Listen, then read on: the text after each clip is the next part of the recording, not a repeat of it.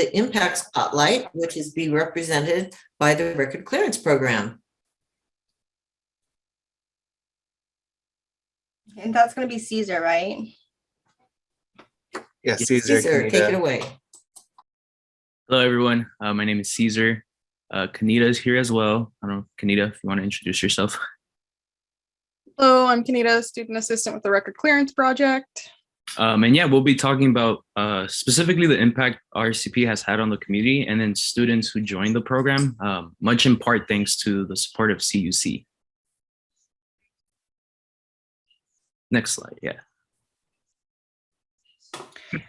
So just like a quick what the Record Clearance Project offers for students, we have three unit classes that we provide for students, the 140, 141, and 142. The 140 class is kind of an introductory course to teach students about record clearing and the legal statutes that go with that, and also allow them to get opportunities to kind of interact with the community and provide services to help the community learn about expungement and their own personal criminal record. And then we have the 141 and 142 programs, which help, which students are able to provide legal services for these, for our clients under the supervision of our attorney, and also provide help to in custody people in getting situated once they leave custody.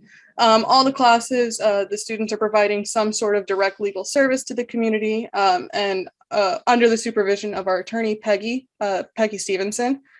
Next slide, and Caesar will go through what some of the... So great thing about the RCP that I've found and many students found very rewarding is that it's a very hand-on experience, specifically as Kanita mentioned, the RCP enables students to directly provide legal services to the community. And one example is through our community education presentations, in which students provide information on expungement law to the community and then in jail. We've provided over 300 presentations to over 13,000 people since 2011. And this amazing statistic couldn't have been possible without the help and support from CUC. Next slide. Based on the statistics that we've gathered from past presentations, we found that 87% of people didn't know their basic legal rights regarding expungement. And thus, this is why these presentations are very vital. Students continue to expand community awareness about how to reduce the effects of a criminal record. And in turn, the information provided gives individuals hope and inspiration. The legal rights that are discussed in these presentations are, for instance, laws that pertain to dismissing convictions. So laws specifically dealing with jail convictions that can be dismissed and must be dismissed. Laws pertaining to prison convictions before October 2011 that can be dismissed. Next slide. We also talk about laws pertaining to felony reduction, so reducing a felony to a misdemeanor. There's hundreds of felonies that can be reduced, and there's even more felonies that must be reduced. We also talk about employment rights, given that a criminal record can hinder opportunities like employment. Informing individuals about their rights is vital. So we do talk a lot about employment rights, specifically, for instance, how California employers cannot ask about conviction history until a conditional offer is made. And finally, students inform individuals about laws that pertain to court-related debt. So for instance, last year, there was a law that passed in July 2021 that basically eliminated a few administrative fees. Next slide, yeah. In addition to the community presentations, the Record Clearance Project also holds these things called speed screenings. What the speed screening is we review a client's criminal record history report and then advise them about their next steps towards clearing their record. So clients will work with a team of 2 students who are supervised by an attorney, and the students will review their criminal record history and kind of provide the client information on what their criminal history says, because these reports are really long and hard to read if you don't have the experience reading it. And we also provide them information on what they can do to start clearing the records, whether it be filling out forms for them or just referring them to an attorney who can help them if we can't take on their case in our other classes. So you will fill out forms for felonies or for convictions that must be dismissed, as well as when felonies are reducible by law. Through these speed screenings, the Record Clearance Project has been able to provide brief legal services to over 2,200 people. And we hold about 2 of these every single semester. So we continue to work to help people learn about their own individual criminal history. Next slide, please. In addition to that, we also take on some clients for RAP. RAP stands for Record of Arrests and Prosecution. So it's a record of what their arrests are as well as what their criminal convictions are. Additionally, we also provide representation in court. We find our clients through these speed screenings. So that's another reason why the speed screenings are important for us, is we're able to find clients to take on to represent in court. We have advanced students in the 140 and 141 and 142 class who help prepare expungement petitions for around 2 or 3 clients per semester, all under the supervision of Peggy Stevenson. Right now, the Record Clearance Project has a 99% success rate in dismissing and reducing felonies to misdemeanors. And that's all thanks to, wonderful clients that we take on, as well as the hard work of our students in prepping their work, because the students do take in a lot of, they put in a lot of time to make sure that these, that the petitions are up to standard. Next slide. Hi, everyone. My name is Jesse Mejia. I'm the administrative coordinator for the program, working with both legal services and mentoring. And I was also a former CommUniverCity's student as well. So along with the legal services that we provide, we also provide mentoring services. So our program hires former RCP clients whose records have been expunged to serve as mentors to people in custody in Elmwood Jail and those coming out of custody through the Reentry Resource Center here in Santa Clara County. We meet in custody, develop a plan for what the next steps are upon release, and connect them with critical services such as housing, employment, and transportation and food, and anything else that a client might need. And we actually have one of our current mentors, Diana Carreras, who's pictured here on the call, who will be speaking as well. Next slide.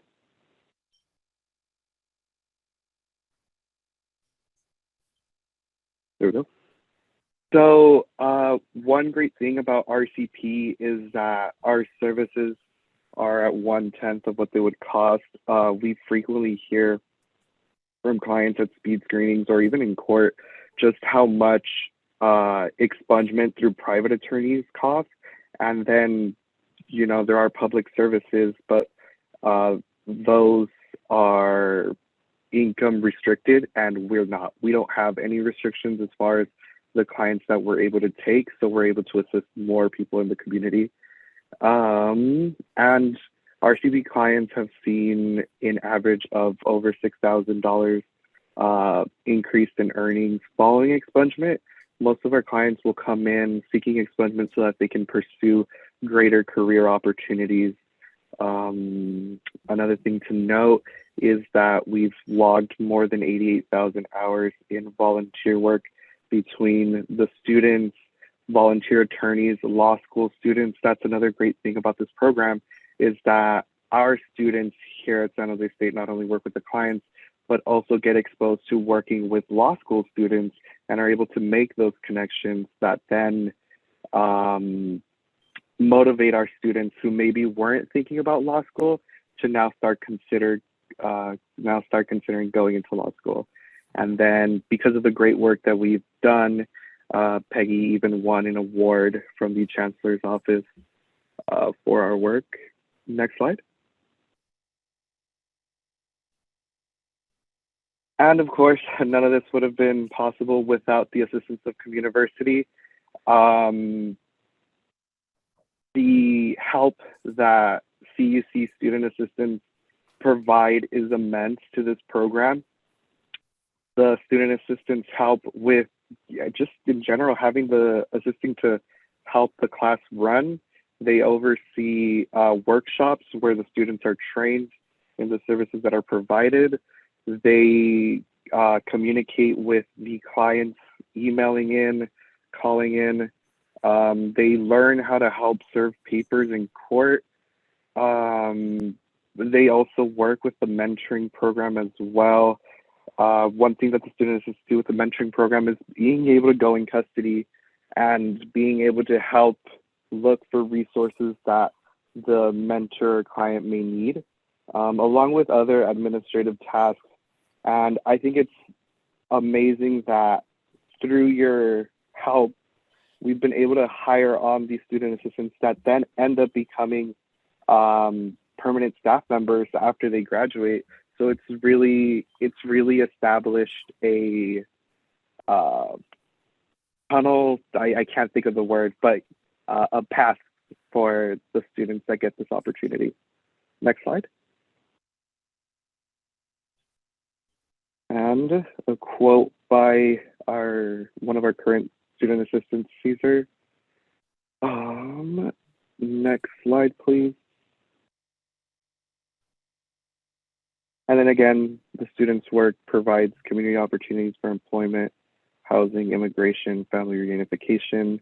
We really do, and when I say we, of course, the entire team, the students directly, since the students are the main service providers to our clients, they do give hope for the future and a second chance. Before we move on, I did, if I could, I did want to mention real quick that in addition to all the services that we have provided, we also are looking to start maybe helping legal services in the aspect of immigration and environmental justice, just to help the community more and help people who need that kind of funding, need that kind of help and can't afford it. Definitely. Thank you for bringing that up, Kanita. So I believe that's the end of these slides.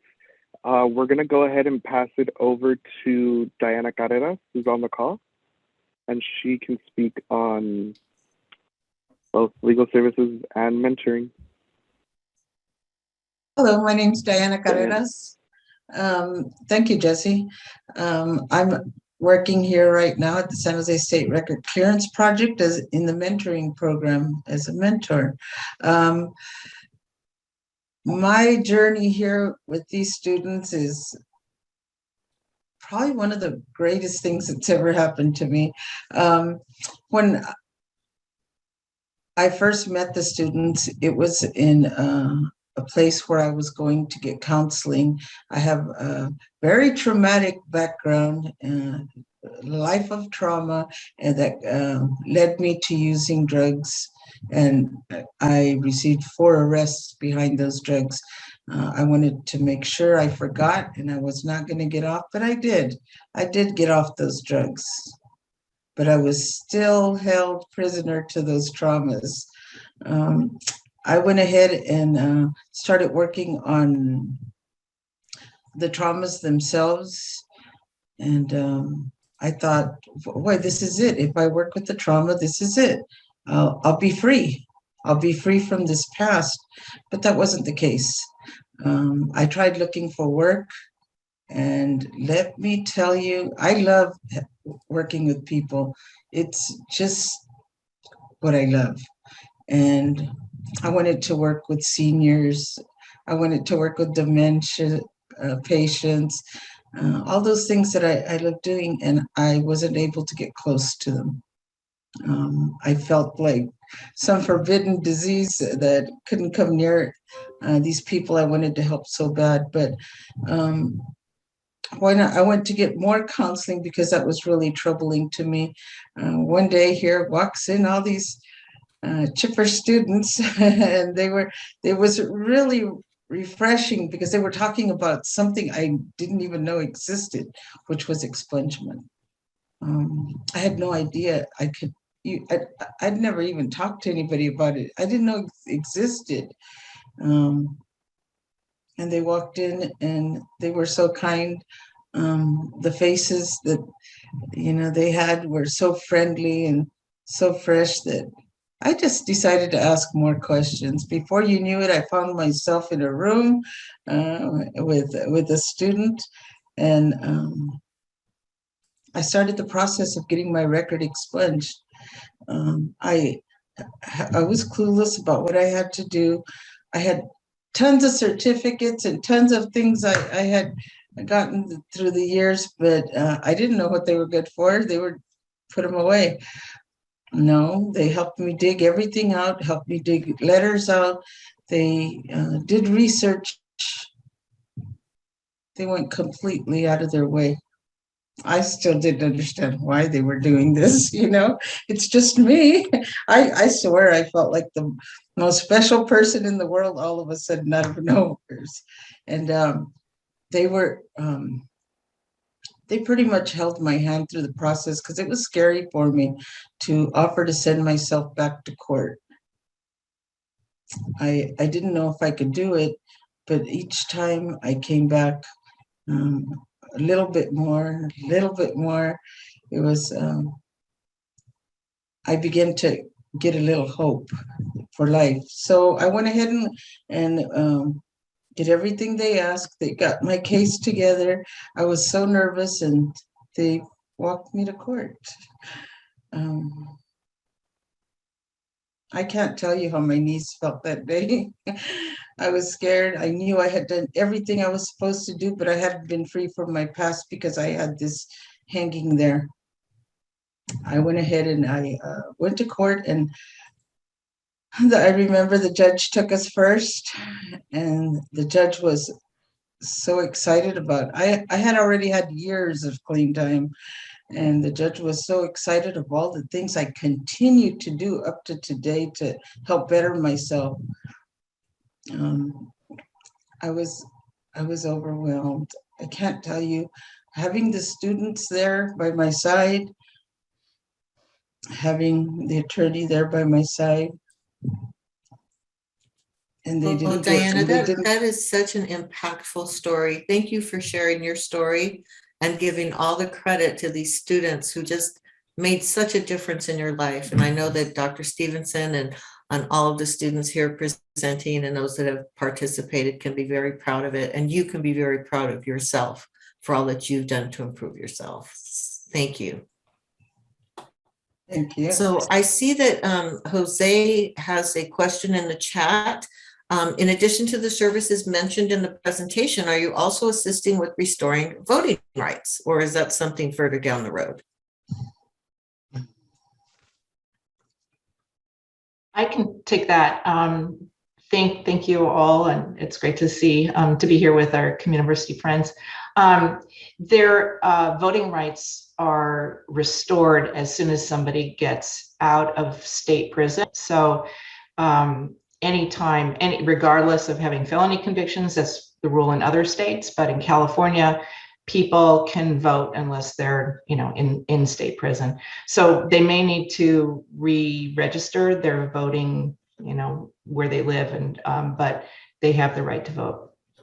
Thank you. And Diana, in case you're not seeing the chats, I'd like you to see that there is a message from one of our attendees, Imelda. You are still standing, Diana. You are a courageous and fearless woman. My admiration to you for your resiliency. Thank you. That's so wonderful. Thank you.